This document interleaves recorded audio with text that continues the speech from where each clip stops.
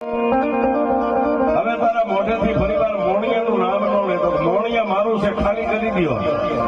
તેથી મારી આઈ નાગલે એટલું કીધું હતું કે એકવાર તારા જૂનાની માલપા જઈને ફરીવાર મોણિયામાં આવ. જૂનાની માલપા જા અને રોટકી બાઈ જેમ તાવડીની માલપાથી બાજરાનો રોટવામાં હવળોથી અવળો તાવડીમાં નાખે એમ તો મોણિયાની માલપા